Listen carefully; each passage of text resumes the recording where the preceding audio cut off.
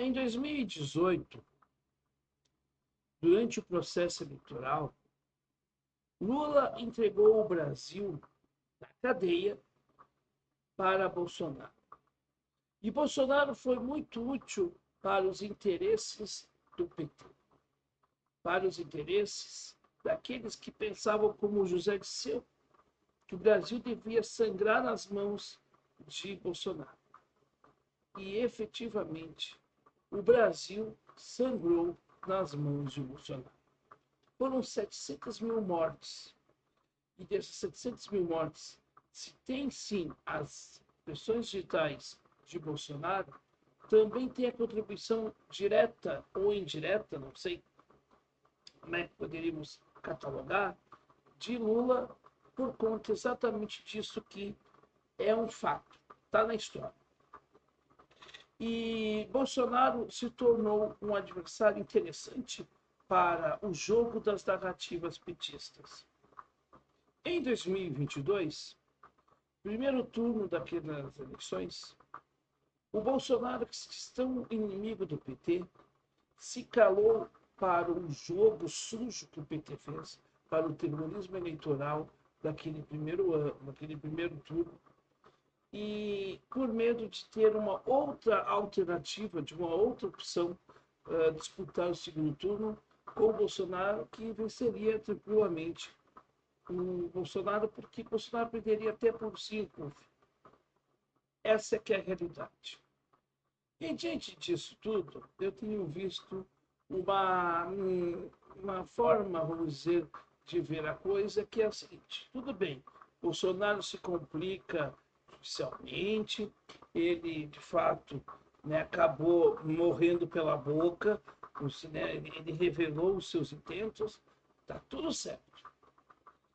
Mas a prisão de Bolsonaro não encerra com o bolsonarismo. A prisão de Bolsonaro dá um outro passo para o bolsonarismo, que é o bolsonarismo sem Bolsonaro. E ali tem uma disputa entre Michele Bolsonaro, Nicolas Ferreira, Romeu Zema e o governador de São Paulo, também o Tarcísio de Freitas. Vejamos bem, será que o bolsonarismo sem Bolsonaro tem tanta força assim? Ou o Bolsonaro é um grande catalisador do pensamento reacionário brasileiro? E talvez seja o único grande catalisador desse pensamento. É claro que a gente sabe, e é preciso entender, que a Paulista não teve tomada, né, com os números que se dissem. Pelo contrário, né, o evento do Bolsonaro foi um fracasso. Mas agora, diante disso, o PT já se silencia com relação a Bolsonaro. Por que se silencia? Porque está, né, buscando agora alguém que possa rivalizar entre eles, que possa substituir Bolsonaro na sua sanha do seu discurso maniqueísta. Porque Bolsonaro foi tão ruim e tão desnecessário que ele é que se excluiu. Não é que o PT excluiu o Bolsonaro da jogada política. Não, absolutamente. Mas o próprio Bolsonaro é que fez isso. Então, isso é uma coisa que a gente tem que falar, né, para os petistas, porque se Bolsonaro foi derrotado, não foi derrotado porque o PT derrotou o Bolsonaro. Foi o próprio Bolsonaro que se derrotou, tanto no processo eleitoral de 2022, como agora no processo, né, desse ato aí de 2024, diante de todas as evidências, né, do seu golpismo e de tudo que está acontecendo. Mas não foi efetivamente uma ação em que o PT, né, fez com que a derrocada de Bolsonaro acontecesse. Antes, pelo contrário, porque também é importante dizer, Lula boicotou todos os atos contra Bolsonaro, se silenciou a Bolsonaro o tempo todo para não perder o motivo de sua volta ao poder. Só isto revela que a luta do PT contra o fascismo é uma mentira. Mas não tem o fascismo que Bolsonaro nem para fascista serve. Mas essa desculpa de dizer que é o bem e o mal, que o PT é contra o bolsonarismo, não.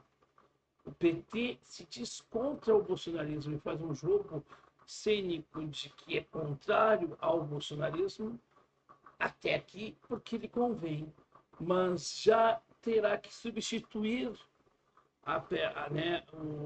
o seu antagonista, que pode ser um bolsonarismo sem Bolsonaro, como também abre espaço para uma verdadeira polarização, que é um candidato de centro-esquerda com um projeto desenvolvimentista. Por isso que eu acredito, sim, que em 2026, mesmo o Ciro dizendo que não queira concorrer, o Ciro possa ainda se lançar candidato em 26, diante da situação que é posta. E aí eu acho que o Ciro precisa, se ele não quer concorrer, dar base para um movimento que consiga alçar alguém para a disputa eleitoral, mesmo que seja para perder, mas para que haja representação no campo progressista, no campo do desenvolvimento nacional. Se nós quisermos, né, de fato, manter vivo o projeto nacional de desenvolvimento que ele apresentou e que ele, né, diz que não é dele, que é da nação brasileira. Óbvio que é preciso, então, que seja feito um movimento suprapartidário. Se o Ciro quiser candidatar-se e incentivar este movimento, será ótimo, porque talvez na sucessão de Ciro, esse movimento pode, né, ser a sua base para a gente manter um projeto nacional de desenvolvimento a médio e longo prazo. Mas eu acredito sim, hoje, a abertura do cenário de uma mudança e de um Ciro que possa rever a sua posição, de dizer, olha, eu revejo minha posição, estou aqui de novo me pondo para o debate. Pode acontecer, pode não acontecer, pode, porque isso aqui não é uma assertiva, mas eu começo a visualizar que abre um espaço para o debate de uma opção real para o Brasil. E essa opção passa por um projeto nacional de desenvolvimento com ou Ciro Gomes. Ou seja, se o bolsonarismo precisará viver sem a figura de Bolsonaro, a defesa do projeto nacional de desenvolvimento também terá que sobreviver sem a figura do Ciro. E será que é possível? Bom, nós temos que começar a fazer esse trabalho, esse debate e, acima de tudo, fazer esta fala no olho, falando verdadeiramente com as pessoas. E aí, o que você pensa a respeito? Quero saber a sua opinião.